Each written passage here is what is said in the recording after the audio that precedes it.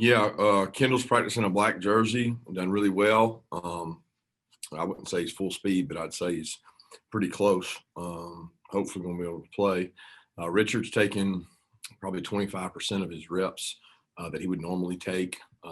He's probably not ready. I would say he's the furthest from those guys. And Jordan's looked good.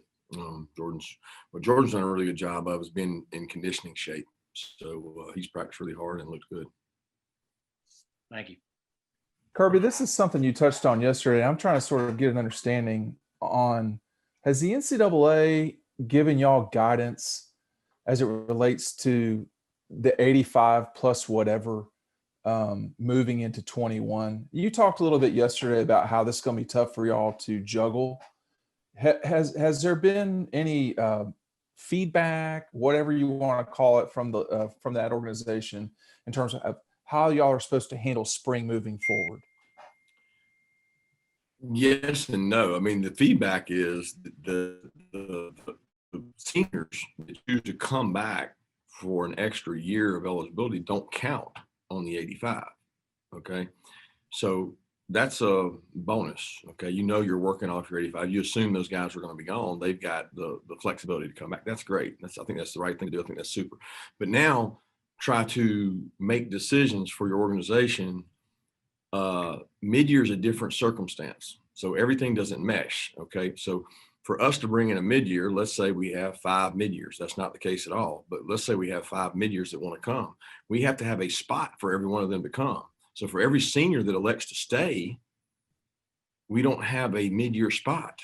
So even though they won't count on the 85, we don't have a spot for them to come. So, you know, we don't really control what seniors stay, but we certainly want to give them the flexibility. But if we have more mid-years that want to come than seniors that want to leave, we have a problem. So I don't think that all the things mesh real well, especially if you're a program that has a shot at a lot of mid-years. What's different about this year? Kids aren't in high school. So why should I stay for my second semester? So we're looking at, and I don't know other schools, maybe they're the same way. We're looking at the possibility of anywhere from 14 to 20 mid-year enrollees.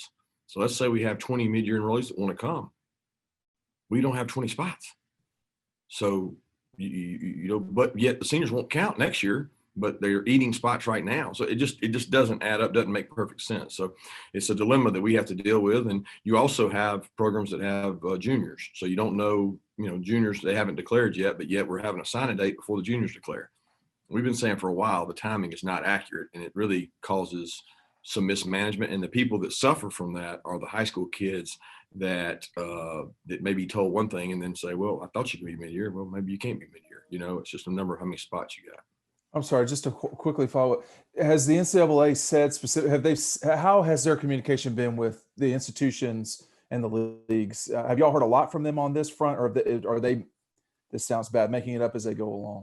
No, I don't think they're making it up as they go along. They've told us that the kids are going to have the ability to come back, but they don't know, you know, every coach has to manage that himself. So they've been in communication in terms of, you know, the seniors getting another extra year of eligibility. That's why to them, it doesn't matter. Like, well, they don't count.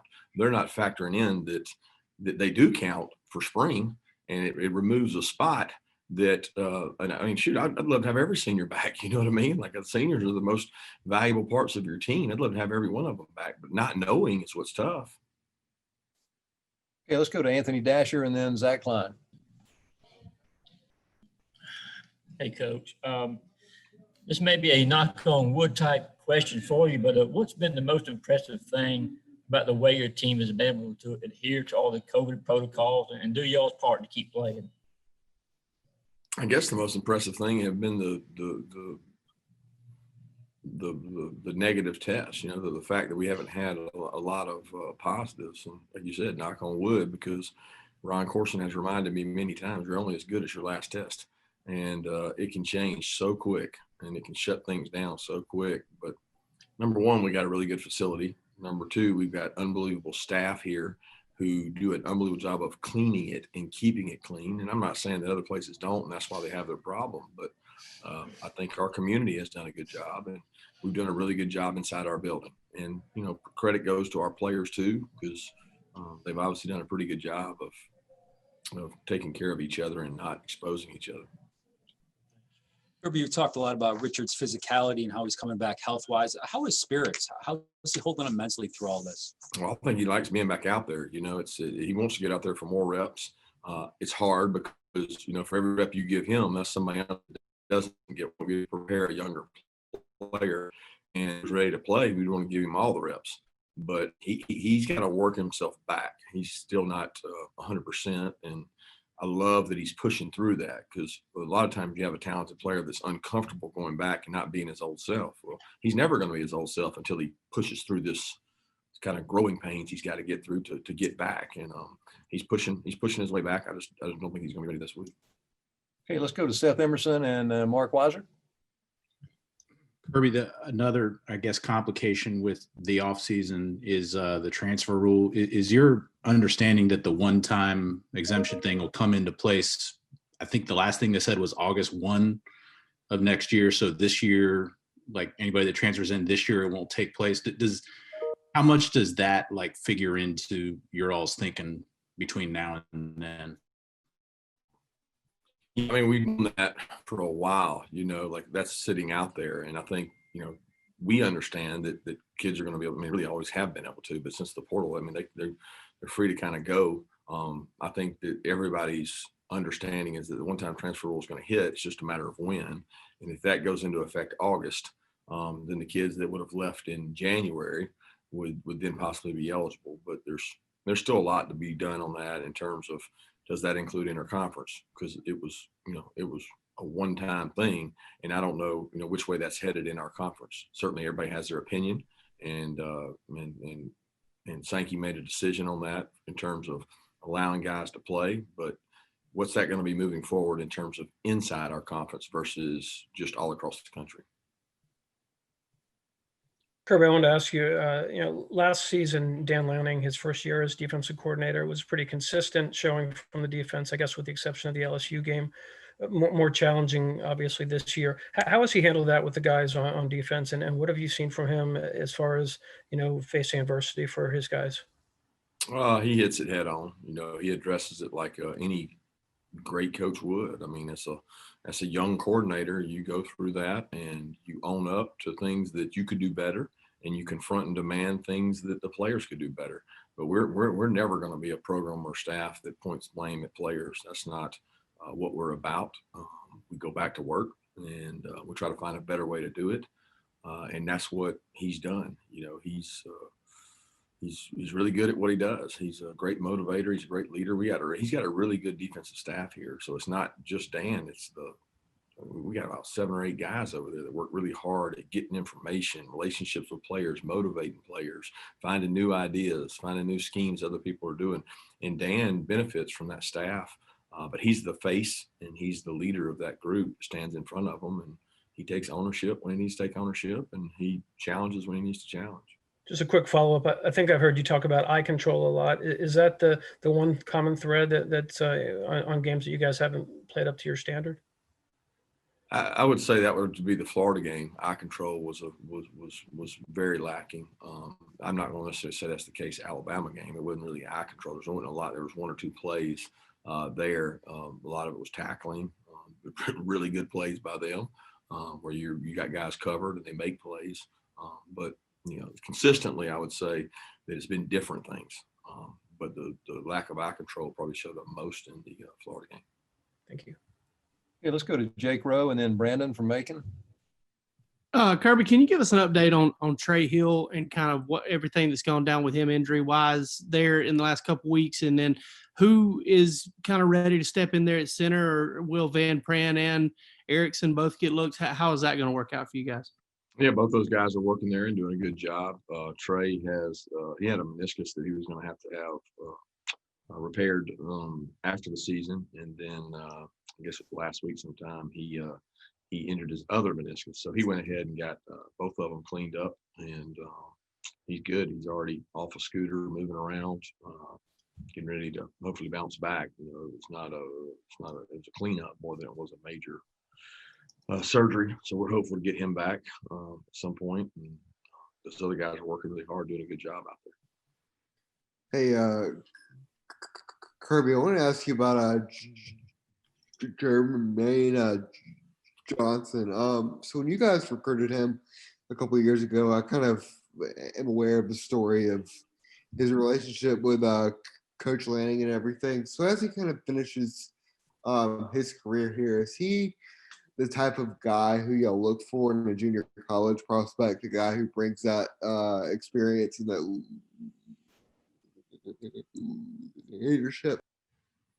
Yeah, I mean, anytime you go to the junior college ranks, you want to get a phenomenal player that can impact your team immediately. And he had an injury early in camp. The first year he got here, he had a high ankle sprain, and it really slowed him down in terms of developing and getting better. He's got a lot of natural talents. He's extremely athletic. He's fast. He plays the Sam backer position really well, and the fact that he can set edges, play man to man, and rush the passer. And I think he's just starting to really come into his own. He's gotten more and more comfortable with our calls and our games and our pass rush stuff. He's rushed more this year. Last year he and Adam were spying more times than they were rushing, and now they're rushing more on the whole, and he's doing a nice job of that. So I'm very pleased with his growth. He's really a tremendous leader at practice. He practices really hard, and he takes coaching really well. Okay, let's go to Mike Griffith and then William from the Red and Black. Kirby, looking at Missouri's offensive numbers, you mentioned their quarterback the other day. What are they doing right now that's made them so effective on this, I guess I'd say, an offensive tear they've been on with all the points they've been scoring lately? Well, the quarterback's very accurate. He throws a really catchable ball. I mean, I've been extremely impressed with this guy's composure, poise, and he's going to be there for a while. He's young, and he knows coverages. As soon as he sees a coverage, he knows where to go with the ball. So, he throws a really good deep ball. So when you play contested press man all over the field, he makes throws and they make 50-50 catches. When you play a zone and you spot drop all over, he knows where to go with the ball, and he completes it. And he's got a really good balanced run game to go with it. And part of being a quarterback is being a good decision makers. Eli and them do a great job of run pass conflicts where there's a rocket guy that he can hand it to, or he can throw it to, and then he can hand it off. Well, if you're not in the perfect call, then they can get you here, they can get you there, and they're tough to defend. And he's going to be great for our league, because when you look at what he does, there'll be people copycatting what he does to add that to their offense, because his history at App State was that. His history at NC State was that. He was really good at creating offense. Hey, Coach, I wanted to get your thoughts on Missouri's ability to go through, 2 consecutive off weeks and then come back as strong as they have. COVID aside, do you think it's beneficial from a coaching standpoint to have almost a mini camp in the middle of the season, or do you think something like that would hurt more times than it helps? Well, it's all about how you take it and how you manage it. They had guys out. So, I mean, I don't know how much they practiced. I got no idea if they did a mini camp or practiced or just walked through the guys they had. But part of the reason you can't play a game is you got guys out. I think it certainly helps the youth on their team. And when you have a new offensive system, time helps. I know that from ours. So the more time you get to get guys experience, it helps you operate more efficiently. I mean, we're so much more efficient now than we were at the beginning of the year. Okay, let's go to Connor Riley, and then we'll see if Alex McQuaid has a question. Yeah, Kirby, how has the transfer portal impacted how you recruit players, especially knowing while you might not necessarily win the recruiting battle the first time around when they're high school prospects, you might be recruiting them again later on as prospects when they're in the transfer portal? I mean, it hasn't changed any. I mean, what changed? I mean, nothing changed. That I was always considerate and nice when a guy didn't come anyway. I mean, I don't know if there was a portal when D-Rob came out. I can't remember, but I mean, I wasn't mad at D-Rob when he didn't come. I told him congratulations, best wishes, and let us know if we can ever help him with anything.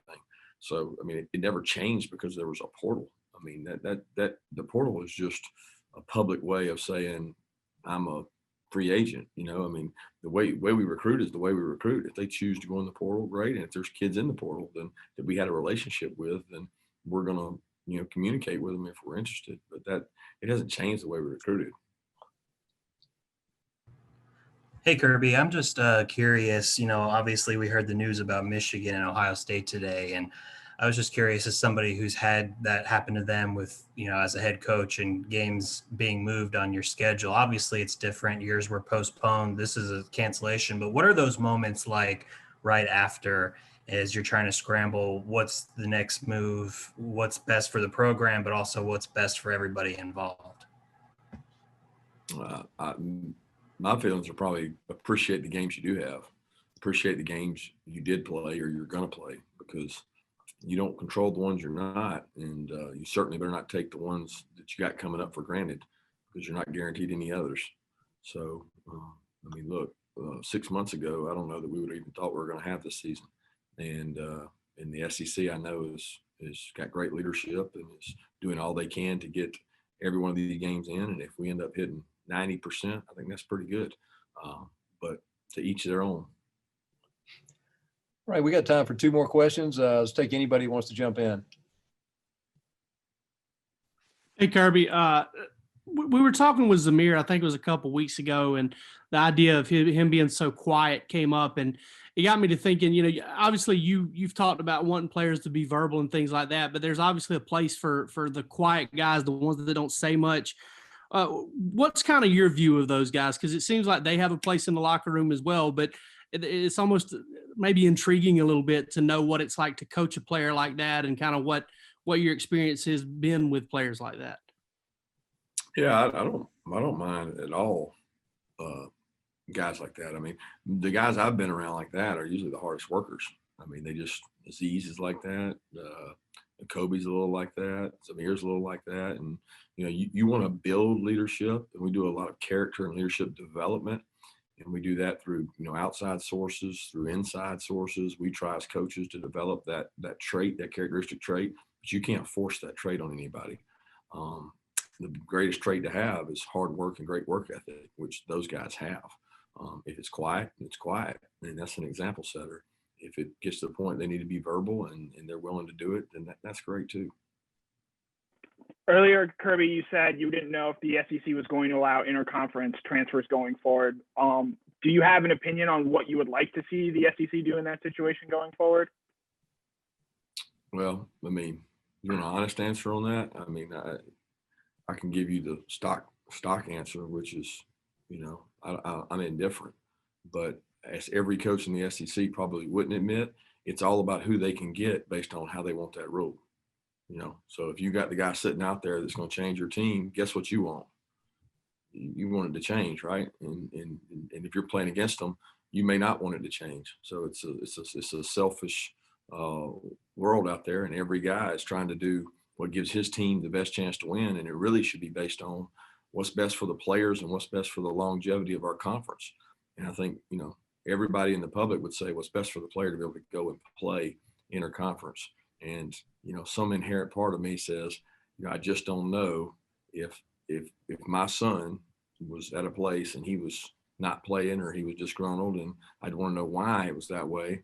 And then I'd tell him, well, you need to try harder. You need to do better. You need to continue to work. You need to continue to grow, because something about that in this world, I think, makes you a better person.